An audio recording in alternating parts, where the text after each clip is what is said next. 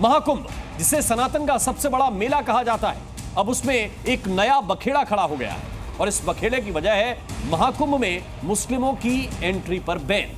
जब से यह बात सामने आई है कि महाकुंभ में मुस्लिमों को एंट्री नहीं दी जाएगी, इसको लेकर धर्म युद्ध छिड़ गया है और अब तो समाजवादी पार्टी के विधायक के बयान से सियासी द्वंद्व भी शुरू हो गया है।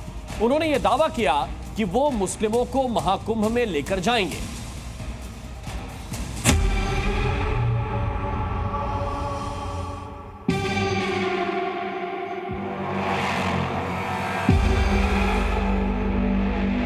महाकुंभ में स्नान क्यों छिड़ा घमासान?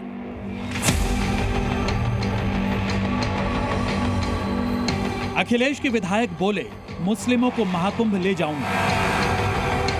मुसलमान चाहेगा तो हम लेके चलेंगे ना। मुसलमानों पर बैन, सियासत बहुत बेचैन। गंगा स्नान पर सवाल, सनातन पर प्रहार। हमें लगता है वो आलसी टाइप के हैं, वो नहाना नहीं चाहते होंगे, उनका प्रयास है कोई नहीं नहाए। महाकुंभ का मेला, मुस्लिमों का बखेड़ा।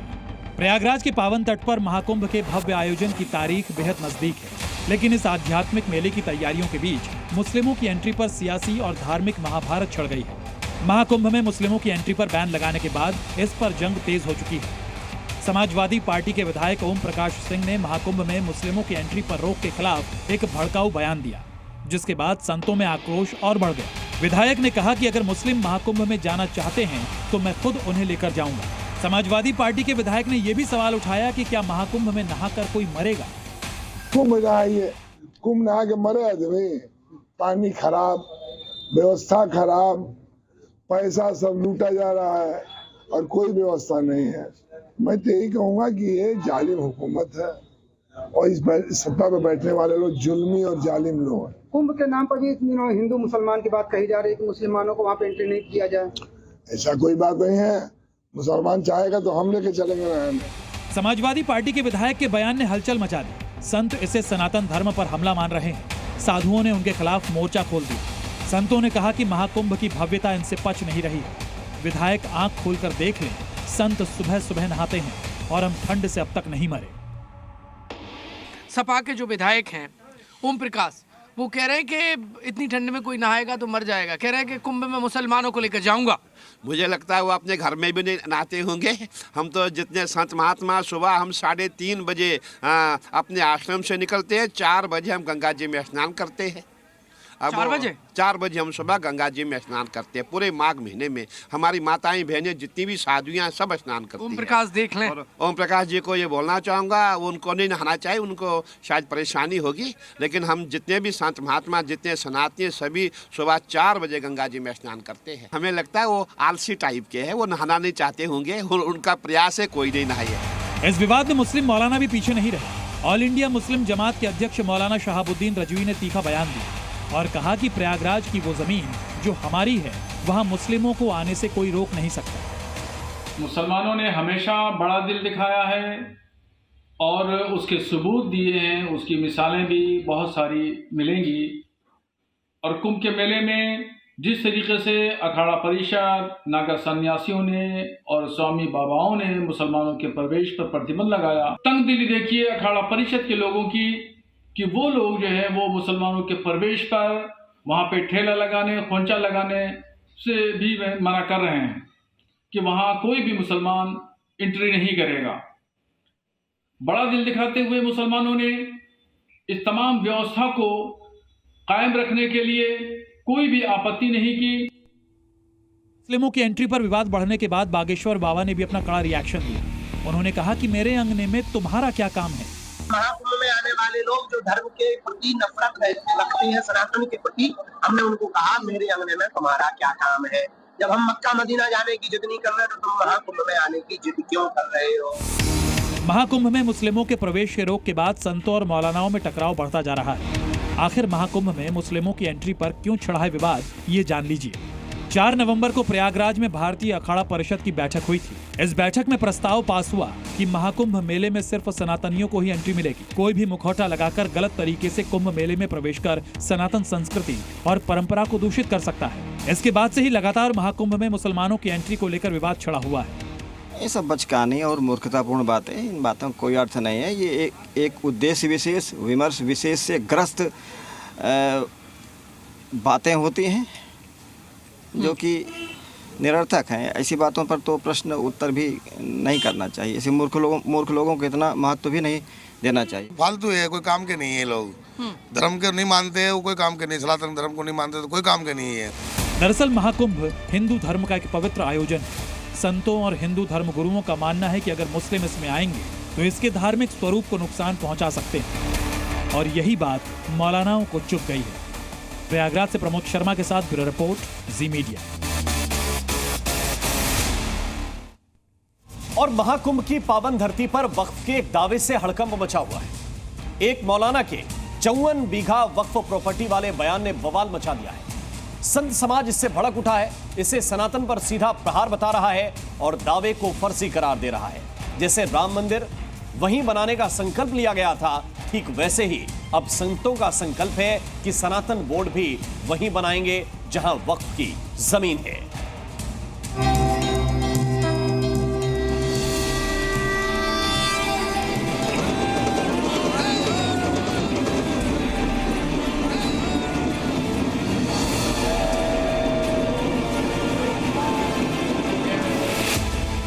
गंगा की गोद, सनातन पर चोट।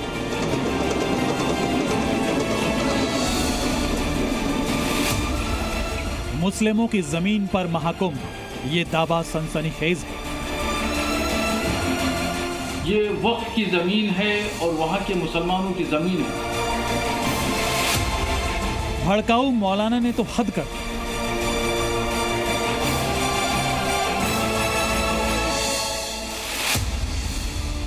संत बोले वक्फ मिटाएंगे, सनातन बोर्ड वहीं बनाएंगे। सनातन बोर्ड का गठन होगा, इनकी भूमि हम लेके रहेंगे। संतों की ललकार, वक्फ हटाओ इस बार।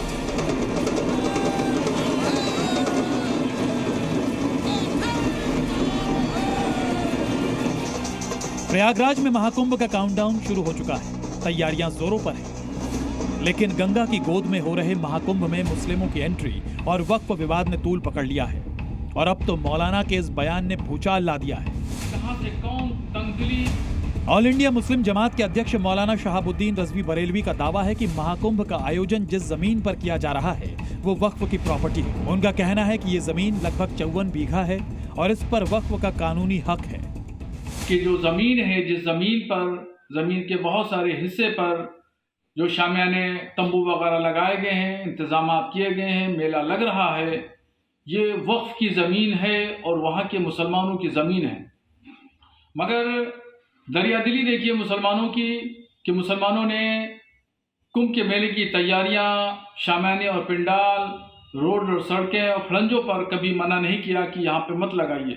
55 बीघे की ज़मीन पर जो वक्फ ज़मीन है, वो ज़मीन पर कुंभ मेला लग रहा है। तो ये तमाम चीज़ें जाहिर करती हैं कि कहां से कौन तंगदिली, छोटे दिल का मुजाहरा कर रहा है और कौन लोग हैं जो बड़े दिल का मुजाहरा कर रहे हैं। मौलाना के इस बयान ने धार्मिक माहौल को गरमा दिया है। इस दावे ने संत समाज को भड़का दिया है और उन्हें गहरी ठेस पहुंचाई है।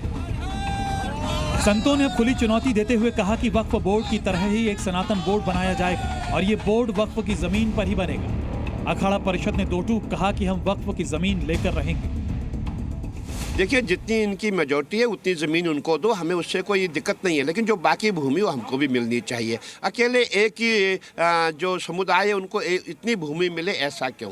हमारे पास क्या है? इसीलिए हमने भी पूरा प्रयास किया है। सनातन बोर्ड का गठन होगा, इनकी भूमि हम लेके रहेंगे।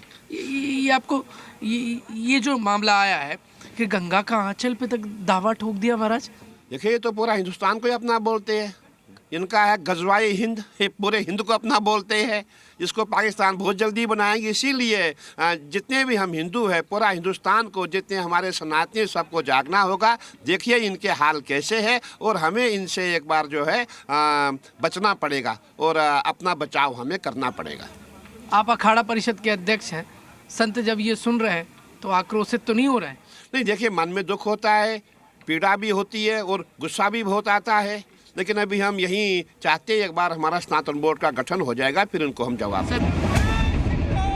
जिस तरह राम मंदिर को लेकर नारा उठा था कि मंदिर वहीं बनाएंगे, ठीक उसी तरह अब संतों ने सनातन बोर्ड का बिगुल बजा दिया है और ये दावा कर रहे हैं कि सनातन बोर्ड भी वहीं बनाएंगे जहां वक्फ की जमीन है। संतों ने बरेलवी के बयान को सनातन पर सीधा हमला करार दिया है। वो कह रहे हैं कि गंगा सनातन धर्म की आत्मा है। अब तो हद हो गई है कि गंगा का आंचल भी वक्फ का कैसे हो गया। मुसलमानों के दावों पर भड़के संतों ने उन्हें कड़ी चेतावनी दी है। आने वाले समय में ये हमें इतना परेशान कर देंगे, इसीलिए वक्फ बोर्ड खत्म करने की जरूरत है। वक्फ बोर्ड खत्म करें आप। देखिए वक्फ बोर्ड, मैं फिर कह रहा हूँ, पूरा संत समाज इनके दफ्तर में आग लगा देंगे। मैं कह रहा हूँ मेरे नेतृत्व में सारे दफ्तर में बिल्कुल बिल्कुल, यदि ऐसी परिस्थिति आई, बहुत दिनों से ये इनका यही है, सारी जमीन वक्फ बोर्ड की है। इसीलिए हम कह रहे हैं कि किसी भी हालत में पूरा संत समाज आप सहन नहीं करेगा। ये सब हमारे यहाँ जब कुंभ को ये वक्फ बोर्ड की जमीन बताएंगे तो मैं कहता हूं अब संत सुनेगा नहीं, समझेगा नहीं और धैर्य भी नहीं रखेगा। अब सीधा आग लगाएगा इनके दफ्तर में। मैं कह रहा हूं। संतों ने वक्फ बोर्ड के खिलाफ मोर्चा खोलने का ऐलान कर दिया है। वक्फ बोर्ड को खुली चुनौती देते हुए कहा कि भारत की भूमि पर वक्फ बोर्ड का अधिकार नहीं चलेगा, सबके बोर्ड उतर जाएंगे। भारत एक धर्मनिरपेक्ष देश है जहां सभी धर्मों का सम्मान होता है, लेकिन इसका ये मतलब नहीं कि सभी धर्म समान है। भारत की भूमि भारत की है, ना ओवैसी साहब की है और ना बाबर की है, ना औरंगजेब की है, ना तैमूर लंग की है, ना लॉर्ड इरविन की है, ना मैकाले की है। भारत की भूमि पे भारत का अधिकार है। भारत में ये ओल्ड बोर्ड फोर्ड कुछ नहीं चलेगा, सबके बोर्ड उतर जाएंगे। कुछ के उतर गए, कुछ के और उतर जाएंगे। भारत की भूमि पे किसी बोर्ड का कोई अधिकार नहीं है।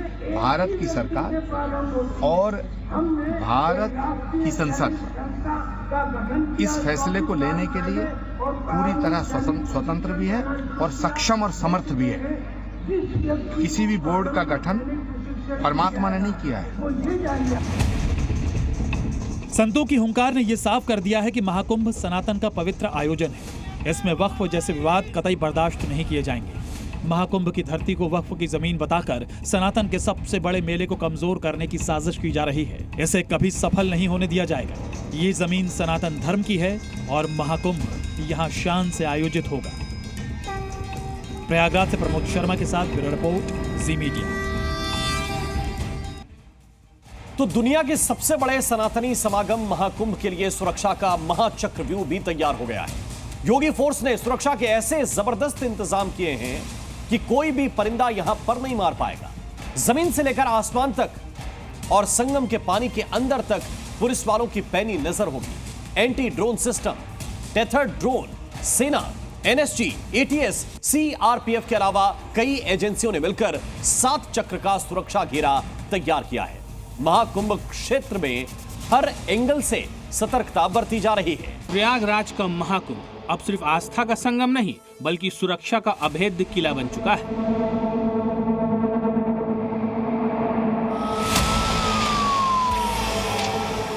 महाकुंभ में सिक्योरिटी का ऐसा चक्रव्यूह बनाया गया है जिसे भेद पाना दुश्मनों के लिए नामुमकिन है।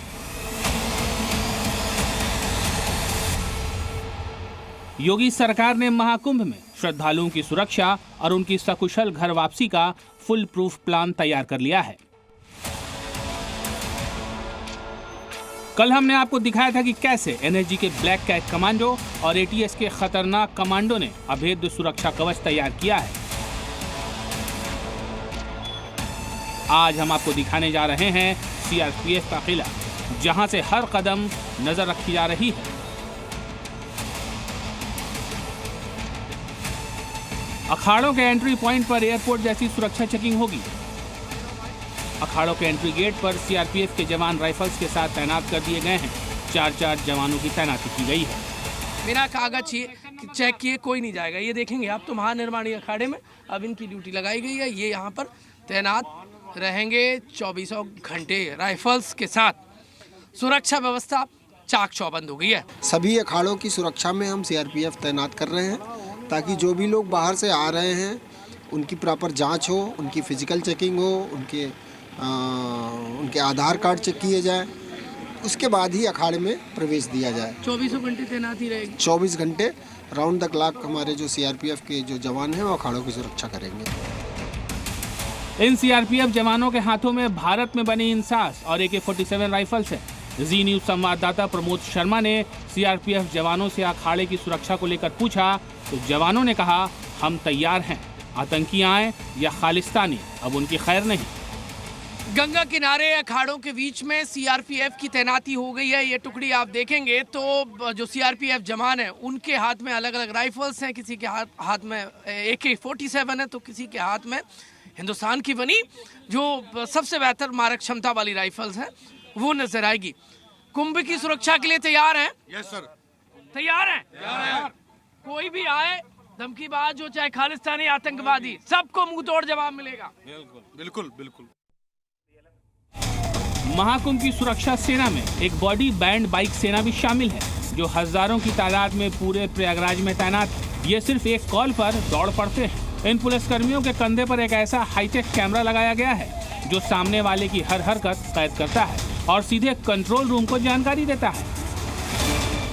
उत्तर प्रदेश पुलिस ने महाकुंभ में क्विक रिस्पांस जो व्हीकल है वो उतार दी है। ये तस्वीर आप देखिए, ये आपको तस्वीरों में ये व्हीकल पर ये जवान नजर आएंगे, छप्पे छप्पे पर पहुंचेंगे और सुरक्षा व्यवस्था की बागडोर संभाल लेंगे। खास बात ये है कि इन जवान के कंधे पर ये जो कैमरा देख रहे हैं ये सीधे कंट्रोल रूम कमांड सेंटर से कनेक्ट रहेगा। ये कैमरा कैसे काम करता है? वीडियो रिकॉर्डिंग होती है, वॉइस रिकॉर्डिंग होती है, वीडियो रिकॉर्डिंग होती है। अच्छा, अब क्या सूचना होती है वहीं जाते हैं या फिर आप रैंडमली 112 पे जो सूचना आती है उसमें जाते हैं, तो अगर वहाँ कोई संवेदनशील कोई मामला है, कोई बात है तो उसमें फिर ये वीडियो बनानी पड़ती है, तो ये काम करता है। ये तो थी कुंभ योद्धाओं की बात, लेकिन महाकुंभ में चेक पॉइंट्स में एक नया प्रयोग भी किया गया है। चेक पॉइंट्स को अब जिग जैग कर दिया गया है। ऐसा प्रयोग तब होता है जब गाड़ियों की स्पीड कम करनी होती है।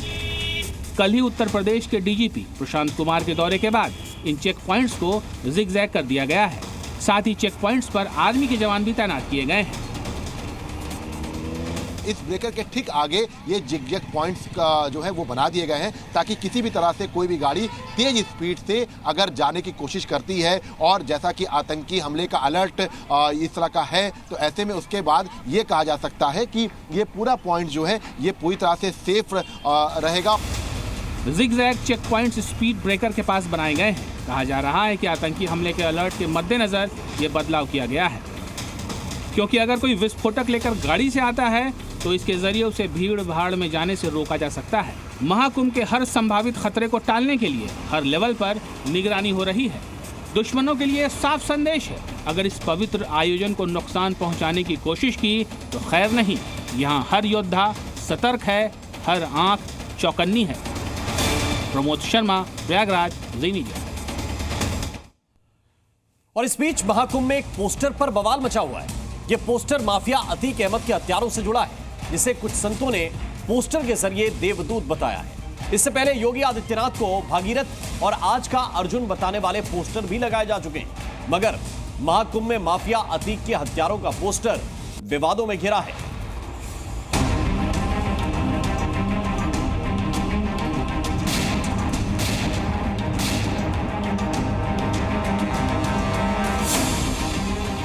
अतीक अहमद, वो नाम जो प्रयागराज में आतंक का दूसरा नाम था। अतीक अहमद, जिसके टेरर से पूर्वांचल का इलाका थर थर कांपता था। मगर 15 अप्रैल 2023 को माफिया अतीक अहमद और उसके भाई अशरफ की उसी के शहर प्रयागराज में पुलिस कस्टडी के दौरान गोली मारकर हत्या कर दी गई थी। हालांकि पुलिस ने इस हत्याकांड में शामिल तीनों हत्यारों को मौके से गिरफ्तार कर लिया था और तब से अब वो कानून के शिकंजे में हैं। मगर उसी प्रयागराज के महाकुंभ में संतों ने अतीक के हत्यारों को देवदूत का नाम दिया है। दरअसल महाकुंभ में 2 पोस्टर चर्चा बटोर रहा है। इसमें से एक पोस्टर पर लिखा है अतीक का आतंक मुक्त प्रथम प्रयागराज महाकुंभ, तो दूसरी पोस्टर पर लिखा है देवदूतों को सम्मान। ये वो लोग हैं जिन्होंने कानून को अपने हाथ में लेकर माफिया अतीक को मौत की नींद सुला दिया। एक पोस्टर में माफिया अतीक अहमद के चेहरे पर लाल रंग से क्रॉस बनाकर खात्मे का निशान भी दिखाया गया है। अतीक बंधु के कत्ल के आरोपियों लवलेश, सनी और अरुण को देवदूत बताने वाला ये पोस्टर राष्ट्रीय हिंदू संगठन की ओर से लगाए गए हैं। इसके साथ ही संत समाज की ओर से उन्हें प्रशस्ति पत्र देकर सम्मान देने की बात कही गई है। इस बैनर का हेडलाइन आप जैसा कि देख रहे हैं, अतीक का आतंक मुक्त प्रथम प्रयागराज महाकुंभ। तो कहने का आशय यह है कि जिस प्रकार अतीक अहमद के आतंक से प्रयागराज कुंभ में आने वाले श्रद्धालु, यहाँ आने वाले संत महात्मा, हिंदू बहन बेटियां असुरक्षित महसूस करती थी, चोरी डकैती पॉकेटमारी स्टेशनों पे होती थी, गुंडाई होती थी, उनके गुर्गे चारों तरफ मार्केट में रहते थे, छेड़खानी के मामले होते थे, तो वो सारी चीजें से मुक्त यह पहला प्रथम कुंभ है। उस अवसर पे हम लोगों ने इस होर्डिंग को लगवाया है। लेकिन जैसे ही प्रयागराज महाकुंभ में बाहुबली माफिया अतीक अहमद से जुड़ा ये पोस्टर सामने आया, खलबली मच गई।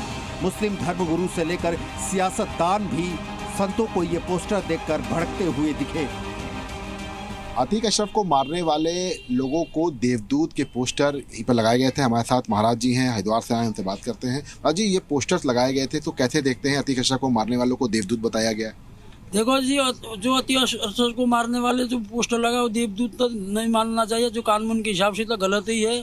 जो भी अतीक अहमद भी जो था माफिया था, उसको भी एक तरफ से कानून की तरफ से सजाए तो मिलना ही था। और जो है कि मारने वाले जो पोस्टर लगाए उनको देवदूत तो माना नहीं जाता, एक तरफ कानून की कायदा से तो हत्या है। वैसे ये पहला मौका नहीं है जब महाकुंभ में पहुंचे संत पोस्टर के जरिए अपना संदेश दे रहे हैं। कभी योगी को आज का अर्जुन और भागीरथी बताने वाला पोस्टर, तो कभी वक्फ बोर्ड के खिलाफ सनातन बोर्ड का पोस्टर चर्चा और विवादों में आ चुका है। मगर माफिया अतीक के हत्यारों को देवदूत बताने वाले इस पोस्टर पर हंगामा मचना तय है। ब्यूरो रिपोर्ट, जी मीडिया।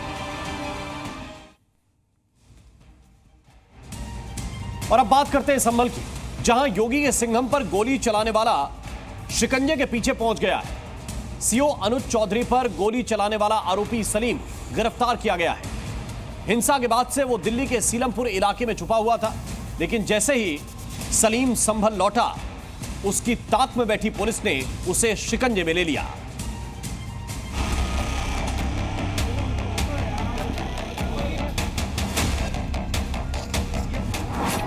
योगी के सिंघम पर गोली चलाने वाला गिरफ्तार। जिसने संभल में योगी के सिंघम पर गोली चलाई वो पुलिस की गिरफ्त में आ चुका है। पुलिस शिकंजे में संभल का 52वां दंगा। जिसने संभल में हिंसा की आग भड़काई वो शिकंजे में आ गया है। सलीम की फरारी का पर्दाफाश। सीओ अनुज चौधरी पर गोली चलाने वाले सलीम का अब सारा कच्चा चिट्ठा सामने है। दो तस्वीरों में इस गुनहगार की पूरी कहानी है जिसने योगी के सिंघम पर गोलियां चलाई। पहली तस्वीर देखिए, भीड़ में शामिल यही वो शख्स है जिसने सीओ अनुज चौधरी पर गोलियां चलाई थी। संभल में 24 नवंबर को तांडव मचाया था, लेकिन योगी फोर्स के खौफ से संभल में हिंसा भड़कने के बाद वहां से फरार तो हो गया, लेकिन जैसे ही संभल में मामला थोड़ा ठंडा हुआ, गुपचुप तरीके से यहां पहुंच गया। तैयारी तो सरेंडर की थी, लेकिन उससे पहले ही पुलिस ने 52वें आरोपी को धर दबोचा।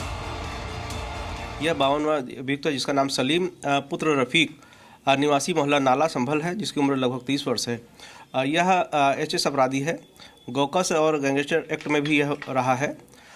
यह घटना के पश्चात सीलमपुर दिल्ली चला गया था और वापस आकर यह सरेंडर के फिराक में था। इसी दौरान इसे अरेस्ट किया गया है। इसके कब्जे से 5 कारतूस 12 बोर, एक तमंचा 12 बोर और एक खोखा कारतूस बरामद किया गया है। नाम सलीम, आरोप सीओ अनुज चौधरी पर फायरिंग, एक्शन शिकंजे में 52वां आरोपी। पुलिस के घेरे में नजर आ रहे इस शख्स का नाम सलीम है। ये वही शख्स है जिसने 24 नवंबर को हिंसा वाले दिन छिपकर वार किया था, जिसने सीओ अनुज चौधरी पर गोलियां चलाई थी और फिर भीड़ में शामिल हो गया था। पुलिस सलीम की पहचान कर चुकी थी और उसके लोकेशन को ट्रेस कर रही थी, लेकिन वो कहीं गायब हो चुका था। पता चला सलीम ने दिल्ली के सलीमपुर इलाके में पनाह ले रखी है। एक के बाद एक संभल में हो रही गिरफ्तारी से सलीम बुरी तरह से डर गया, क्योंकि उसे पता था कि उसके ऊपर गैंगस्टर एक्ट भी लगा है, जिसके बाद वो सरेंडर करने संभल आ गया। लेकिन पुलिस को उसके हर एक मूवमेंट की खबर थी। संभल पहुंचते ही पुलिस ने जाल बिछाया और सलीम को शिकंजे में ले लिया। 24 तारीख को संभल में जो हिंसा हुई उसमें पुलिस की कार्रवाई लगातार चल रही है। इस पूरे मामले में पुलिस ने 52वें आरोपी को गिरफ्तार किया। आरोपी का नाम सलीम है। सलीम इस वक्त आप देखिए पुलिस के गिरफ्त में है। पुलिस ने इसे गिरफ्तार किया है। सलीम पर गैंगस्टर एक्ट के साथ साथ हत्या का प्रयास और लूट के कई मामले दर्ज हैं। 7 मुकदमे सलीम पर दर्ज हैं। 24 तारीख को जब हिंसा हुई थी तो सलीम वहां पर जामा मस्जिद के पीछे था और पुलिस से इसने 7 कारतूस लूट के फरार हुए थे और ये दिल्ली के सीलमपुर इलाके में जाकर छिप गया था। संभल हिंसा में सलीम की गिरफ्तारी पुलिस के लिए बड़ी कामयाबी है, क्योंकि सलीम संभल में 24 नवंबर को हुई हिंसा के मुख्य आरोपियों में से एक है। पुलिस ने उसके पास से हथियार और कारतूस भी बरामद किया है। जाहिर है योगी फोर्स फुल एक्शन में है, जिसका नतीजा है कि संभल के गुनहगार एक एक कर शिकंजे में आते जा रहे हैं और वो दिन अब दूर नहीं जब संभल के तमाम गुनहगारों का पूरा हिसाब होगा, पक्का इलाज होगा। संभल से राजू राज के साथ ब्यूरो रिपोर्ट, जी मीडिया। और आइए बात उस बयान की करते हैं जिसे लेकर सियासी घमासान मचा है। मुरादाबाद में मशहूर कवि कुमार विश्वास ने किसी का नाम तो नहीं लिया, लेकिन समझने वालों के लिए इशारा ही काफी था। नाम था तैमूर का, जबकि निशाने पर थे करीना कपूर और सैफ अली खान। इसके बाद नाम वाले इस दंगल में समाजवादी पार्टी भी शामिल हो गई। करीना कपूर, कपूर खानदान की सुपरस्टार हीरोइन। सैफ अली खान, पटौदी रियासत के 10वें नवाब। 16 अक्टूबर 2012 को दोनों शादी के बंधन में बंधे। विवाद तब भी हुआ था, मीडिया में सुर्खियां तब भी बनी थी, लेकिन सैफिना की जिंदगी में विवादों के तूफान ने तब और जोर पकड़ा जब सैफ अली खान और करीना कपूर ने अपने बच्चे का नाम तैमूर रखा। माया नगरी में बैठने वाले लोगों को ये समझना पड़ेगा कि देश क्या चाहता है। इस नाम पर छिड़े घमासान में मशहूर कवि और कथावाचक कुमार विश्वास की एंट्री हो गई।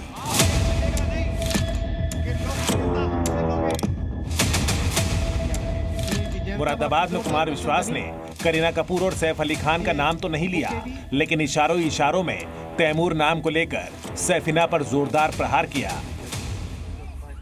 अब ये चलेगा नहीं कि लोकप्रियता हमसे लोगे, पैसा हम देंगे, टिकट हम खरीदेंगे, हीरोइन हम बनाएंगे, हीरो हम बनाएंगे, और तुम्हारी तीसरी शादी से औलाद होगी तो उसका नाम तुम बाहर से आने वाले किसी आक्रमणकारी के नाम पर रख लोगे। ये चलेगा नहीं।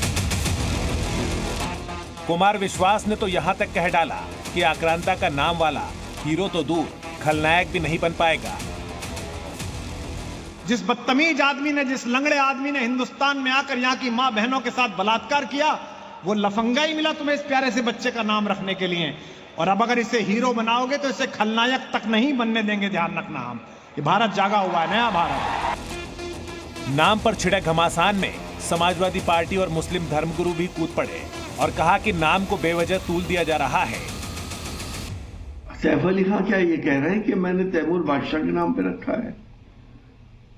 अगर वो ऐसा कहते हैं तो बात अलग है, लेकिन नाम तो नाम है। नाम का इश्यू क्यों बनाया जा रहा है? बिला वजह में हर चीज में कंट्रोवर्सी, हर चीज में कंट्रोवर्सी। हमारे देश में ये अजीब बीमारी है कि बच्चे किसी और के होते हैं और परेशानी किसी और को होती है। कभी नाम से, कभी उनके पहनावे से, कभी उनके चाल चलन से। अरे जिसके बच्चे हैं वो लोग देखेंगे, आपको इस पे क्या परेशान होने की जरूरत है? सवाल है कि तैमूर नाम पर इतना बवाल क्यों हो रहा है। दरअसल इतिहास के पन्नों को खंगालेंगे तो तैमूर की क्रूरता का सच पता चलेगा। सन 1398 में मंगोल आक्रांता तैमूर लंग ने दिल्ली पर आक्रमण किया और दिल्ली के बादशाह महमूद शाह को खदेड़कर दिल्ली की सल्तनत पर कब्जा कर लिया। लेकिन उसकी मंशा शासन की नहीं बल्कि कत्लेआम और लूटपाट की थी। इतिहासकार जस्टिन मोरजी के मुताबिक जंग जीतने के बाद तैमूर के सैनिकों ने जमकर लूटपाट की, महिलाओं से बलात्कार किया, हिंदुओं का कत्लेआम किया। तैमूर सिर्फ 15 दिन हिंदुस्तान में रुका, लेकिन इन 15 दिनों में ही उसने दिल्ली को गहरा जख्म दिया। तैमूर को लेकर इतिहास के पन्नों में कई काले अध्याय हैं, जिन्हें राजनीति के लिए बार बार ढकने की कोशिश की जाती है। मगर जब भी किसी मंच पर हिंदुस्तान से जुल्म की दास्तां निकलती है, तैमूर नाम का मुर्दा गर्म हो जाता है। इतने नाम पड़े हैं यार, कुछ भी रख लेते तुम, वो लफंगा ही मिला तुम्हें इस प्यारे से बच्चे का नाम रखने के लिए। प्रधानमंत्री मोदी ने आज दिल्ली को बड़ी सौगात देते हुए 12,200 करोड़ की विकास योजनाओं का उद्घाटन और शिलान्यास किया। इस दौरान उन्होंने दिल्ली की आप सरकार को आपदा सरकार कहते हुए केजरीवाल को दिल्ली प्रदूषण, शराब घोटाला और स्कूल घोटाला जैसे मुद्दों पर घेरा, तो केजरीवाल ने भी पलटवार किया। तो प्रधानमंत्री मोदी ने एक तोहफा भी दिया, साथ ही यह भी कहा कि शराब के घोटाले के मसले पर, दिल्ली के प्रदूषण के मसले पर, स्कूल की संख्या के मसले पर कई ऐसे विषय थे जिस पर प्रधानमंत्री नरेंद्र मोदी ने अरविंद केजरीवाल को घेरने की कोशिश की और उन्होंने सीधा नाम न लेते हुए आपदा शब्द का इस्तेमाल किया। उन्होंने कल भी एक रैली की थी जिसमें आप नहीं बल्कि आपदा शब्द का इस्तेमाल किया था और अब अरविंद केजरीवाल ने भी पलटवार किया है।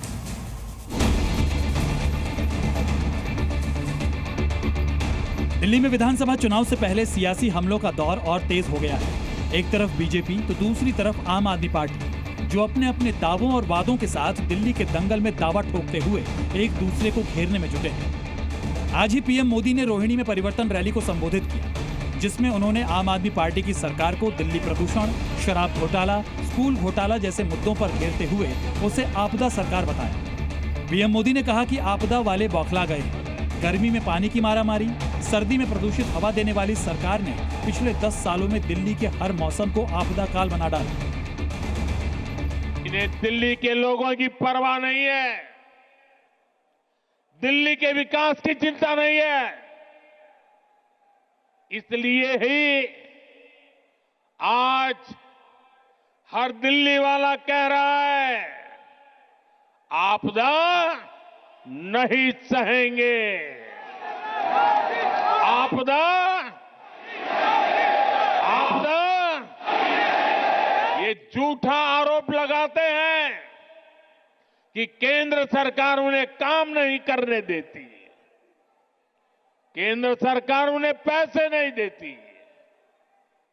ये कितने बड़े झूठे हैं, इसका उदाहरण इनका शीश महल है।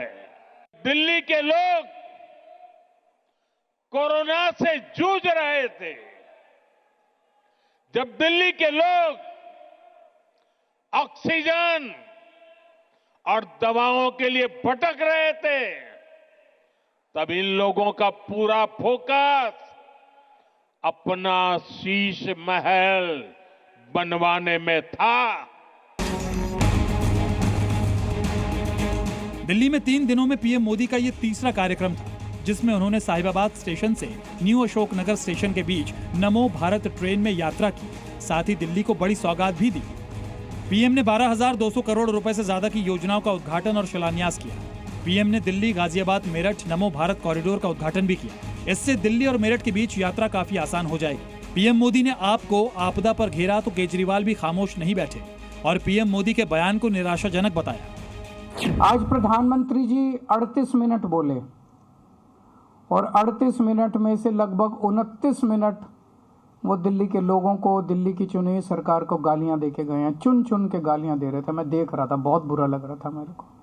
प्रधानमंत्री जी से इस तरह के, प्रधानमंत्री जी से लोग उम्मीद करते हैं एक विजन देंगे देश के लिए, एक विजन देंगे दिल्ली के लिए, एक बड़ा काम देंगे। दिल्ली में पिछले कुछ दिनों में चुनाव होने वाले हैं, जिसका ऐलान कभी भी हो सकता है और इसकी तैयारियों में सभी सियासी पार्टियां लग गई हैं, जिसमें एक तरफ बड़े बड़े वादे जनता से किए जा रहे हैं तो वहीं दूसरी तरफ विपक्षी दलों को घेरने की कवायद भी जारी है। यही वजह है कि दिल्ली के दंगल में बीजेपी वर्सेस आप की लड़ाई तेज हो गई है। दिल्ली से राहुल मिश्रा के साथ ब्यूरो रिपोर्ट, जी मीडिया। और अब बात बर्बाद पाकिस्तान की, जो एक तरफ अफगानिस्तान तो दूसरी तरफ अपने ही कब्जे वाले बलूचिस्तान के विद्रोह की आग में जलता जा रहा है। बलूचिस्तान के तुर्बत इलाके में पाकिस्तानी सेना के काफिले पर आत्मघाती हमला हुआ, जिसमें 4 जवानों की मौत हो गई जबकि 32 से ज्यादा घायल हो गए। इस हमले की जिम्मेदारी बलूचिस्तान लिबरेशन आर्मी ने लेते हुए एक बार फिर पाकिस्तानी सेना और चीन को उनके इलाके से जाने की चेतावनी दी है। अफगानिस्तान का अटैक, बलूचिस्तान में विद्रोह की आग। एक तरफ अफगानिस्तान तो दूसरी तरफ बलूचिस्तान और बीच में बर्बाद पाकिस्तान। ये वो सच है जो मौजूदा वक्त में पड़ोसी मुल्क के लिए बड़ी मुसीबत बन गया है। पाकिस्तान ने अफगानिस्तान के इलाके पर एयर स्ट्राइक की तो तालिबान लड़ाकों ने जवाबी हमले से साफ कर दिया कि वो पाकिस्तान के आगे झुकने वाला नहीं है। वहीं पाकिस्तान के कब्जे वाले कश्मीर में बलूचिस्तान के विद्रोह की आग ने एक बार फिर शहबाज सरकार को हिला कर रख दिया है। पाकिस्तान के कब्जे वाले बलूचिस्तान से एक बार फिर जबरदस्त तबाही की तस्वीर सामने आई। यहाँ तुर्बत इलाके में पाकिस्तानी फौज के जवानों को ले जा रही बस को निशाना बनाया गया, जिसमें 4 लोगों की मौत हो गई और 32 से ज्यादा लोग गंभीर रूप से घायल। पाकिस्तानी सेना के काफिले पर हुए इस हमले का वीडियो भी सामने आया है, जिसमें साफ तौर पर दिख रहा है कि सड़क पर सेना की गाड़ियां जा रही थी। इसी दौरान तेज धमाके से पूरा इलाका दहल गया। धमाका होते वहां आग की भयानक लपटें जो आसमान में काफी दूर तक दिखाई। सेना के काफिले को निशाना बनाकर किए गए इस धमाके की चपेट कुछ दूसरी गाड़ियां भी आ गई, जिसमें आम लोगों के घायल होने की भी खबर है। दक्षिणी बलूचिस्तान में हुए इस हमले की जिम्मेदारी BLA यानी बलूचिस्तान लिबरेशन आर्मी ने ली है, जिन्होंने सोशल मीडिया में इससे जुड़ा एक लेटर भी पोस्ट किया और एक बार फिर पाकिस्तानी सेना को उनका इलाका छोड़ने की चेतावनी दी। बड़ी बात यह है कि बलोच विद्रोहियों के ये हमले पिछले कुछ महीनों में काफी तेज हुए, जिसमें पाकिस्तानी सेना को निशाना बनाने के साथ ही चीन को भी कड़ा संदेश देने की कोशिश की गई है। इससे पहले अक्टूबर 2024 को बलूचिस्तान लिबरेशन आर्मी ने बलूचिस्तान के अलग अलग इलाकों में हमला किया। इस हमले में 70 से ज्यादा पाकिस्तानी सेना के जवानों की मौत हुई थी। 27 अक्टूबर 2024 को कराची एयरपोर्ट पर हुए आत्मघाती धमाके में चीन के 2 इंजीनियरों की मौत हो गई। 26 मार्च 2024 को खैबर पख्तूनख्वा में चीनी नागरिकों की गाड़ी पर हमले में 5 लोगों की मौत हो गई। 13 अगस्त 2022 को बलूचिस्तान के अटैक में चीन के 4 नागरिक और सेना के 9 जवान मारे गए। 26 अप्रैल 2022 को कराची यूनिवर्सिटी में चीन के 3 प्रोफेसर की आत्मघाती हमले में मौत हो गई। सवाल ये कि आखिर बलूचिस्तान लिबरेशन आर्मी चीनी नागरिकों और पाकिस्तानी सेना को क्यों टारगेट कर रही है? दरअसल इसके पीछे पाकिस्तान और चीन की दमनकारी नीति है। चीन पाक ने अपने फायदे के लिए बलूचों पर जुल्मों सितम की हद पार कर दी। दरअसल चीन बलूचिस्तान से जबरन प्राकृतिक संसाधन निकाल रहा है, जिसका विरोध करने पर बलूचों को टॉर्चर किया जा रहा है। बलूचिस्तान में चीन CPEC नाम से आर्थिक कॉरिडोर बना रहा है। इस प्रोजेक्ट की आड़ में चीन ने कई इलाकों को अपने कब्जे में ले लिया है। इसी का विरोध बलूचिस्तान में लंबे समय से जारी है। BLA इससे पहले भी कई बार चीन को इस इलाके से जाने की चेतावनी दे चुका है, ताकि वो अपनी आज़ादी और CPEC के बहाने बलूचिस्तान के प्राकृतिक संसाधनों की बर्बादी होने से बचा पाए। लेकिन ना तो चीन पीछे हटने को तैयार है, ना ही पाकिस्तान बलूचों पर अत्याचार रोक रहा है। यही वजह है कि बलूचिस्तान में जल रही विद्रोह की आग भी। उधर बांग्लादेश में हिंदू अल्पसंख्यकों पर हिंसा और अत्याचार थमने का नाम नहीं ले रहे हैं। हिंदुओं के खिलाफ मारपीट, लूटपाट, डकैती और किडनैपिंग की वारदातें लगातार सामने आ रही। एक बार फिर बांग्लादेश में हिंदुओं को निशाना बनाया गया है। ये 2 तस्वीरें आपको दिखाते हैं, जहां आप देख सकते हैं पटुआखाली में कट्टरपंथियों ने एक हिंदू बिजनेसमैन का अपहरण करके 5 लाख रुपए लूट लिए। रिपोर्ट्स के मुताबिक व्यापारी के साथ बर्बर मारपीट की गई। इस वारदात का वीडियो भी वायरल हो रहा है। बांग्लादेश के जेसोर में भी हालात भयावह हैं। यहां पर 15 से 20 लोगों के गिरोह ने एक हिंदू परिवार के घर पर हमला करके डकैती को अंजाम दिया। रात के अंधेरे में इन लोगों ने घर पर धावा बोला और डकैती की। परिवार के सदस्यों को डराया धमकाया गया और घर से नकदी समेत जेवरात लेकर डकैत फरार हो गए। हिंदू परिवार भय और सदमे में है। बांग्लादेश में आए दिन हो रही लूट, अपहरण और हिंसक वारदातों ने हिंदुओं की जिंदगी को नर्क बना दिया है और मोहम्मद यूनुस की सरकार सो रही है। कोई ठोस एक्शन नहीं लिया जा रहा। तो इन दोनों तस्वीरों के जरिए आप देख सकते हैं, एक तरफ हिंदू बिजनेसमैन के साथ किस तरह की वारदात अंजाम दी गई, कैसे किडनैप किया गया, और दूसरी तरफ हिंदू परिवार के घर पर डकैती की वारदात को अंजाम दिया गया। घर में घुसकर लूटपाट मचाई गई। और आइए बात करते हैं कोरोना से भी बड़े खौफ की, जो चीन में दिखाई दे रहा है। चीन के कई इलाके इस समय HMP वायरस की चपेट में आए हुए हैं। जिससे दुनिया भर में दहशत का माहौल बना हुआ है। ये वायरस इतना खतरनाक है कि सिर्फ 10 दिनों के अंदर ही ये 600 गुना की रफ्तार से फैला, जिससे बड़ी तादाद में लोग वहां पर संक्रमित हो गए और अस्पताल के अस्पताल मरीजों से भर गए। लोगों को डर है कि कहीं ये कोविड-19 से भी ज्यादा खतरनाक तो नहीं, जिसने लाखों लोगों को मौत की नींद सुला दिया था। पूरी दुनिया में लाखों लोगों की जान लेने वाले कोरोना वायरस के जनक चीन में एक और वायरस ने दहशत फैला रखी है। इस वायरस को HMPV यानी ह्यूमन मेटान्यूमो वायरस बताया जा रहा है, जिसकी चपेट में आए मरीजों की भीड़ से चीन के अस्पताल भरे हुए हैं। ये वायरस इतना खतरनाक है कि पिछले 10 दिनों में इसके संक्रमण से 600 गुना की रफ्तार पकड़ी, जिसके बाद एक बार फिर कोरोना वाला खौफ लौट आया है। चीन के इस नए वायरस को लेकर दुनिया भर में दहशत का माहौल है। हर किसी के जहन में बस एक ही डर है कि कहीं कोरोना वायरस की तरह यह भी जानलेवा तो नहीं। सांसों पर आफत का सबब बनने वाले इस ह्यूमन मेटान्यूमो वायरस की कोई वैक्सीन भी नहीं है, जिसकी वजह से 5 साल पहले का वो दौर लोगों को दहशत से भर दे रहा है, जब कोरोना से लाखों लोगों की मौत हो गई थी। चीन में दहशत के तौर पर मंडराते इस वायरस को HMPV यानी ह्यूमन मेटान्यूमो वायरस बताया जा रहा है। इस वायरस से सांस की बीमारी होती है।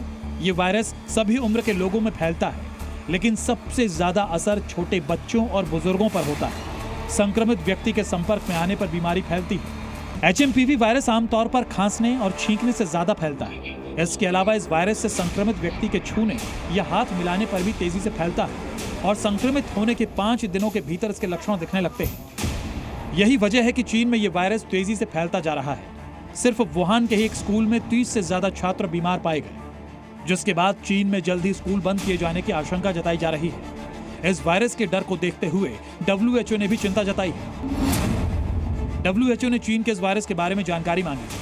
HMPV संक्रमण से जुड़ी डिटेल साझा करने को कहा है। वहीं चीन ने हालात सामान्य होने का दावा किया है। चीन का कहना है कि फिलहाल डरने की बात नहीं है। चीन के इस नए वायरस का भले ही कोई मामला भारत में ना आया हो, लेकिन तेजी से फैलती इस बीमारी से फैले खौफ को देखते हुए भारत पूरी तरह से सतर्क है और यही वजह है कि केंद्र सरकार इसे लेकर काफी गंभीर है। केंद्रीय स्वास्थ्य विभाग ने HMPV की जांच के लिए एक बैठक भी की, जिसमें तय हुआ है कि ICMR इस पर निगरानी और कड़ी करेगा। साथ ही जांच के लिए लैब की संख्या भी बढ़ाई जाएगी। ब्यूरो रिपोर्ट, जी मीडिया। और राजनीति में अभी के लिए बस इतना ही, लेकिन जी न्यूज पर खबरों का सिलसिला लगातार जारी है।